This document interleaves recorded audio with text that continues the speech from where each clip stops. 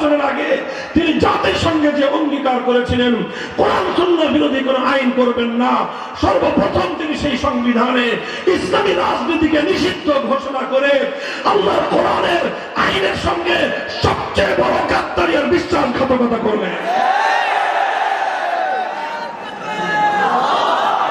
যারা শেখ মুজিবুর রহমান সাহেবের আদর্শের রাজনীতি করতেন বা করেন, আমি জানি আমার এই কথা আপনাদের গায়ের মধ্যে অ্যালার্জির চুলকানির উপদ্রব করতে পারে।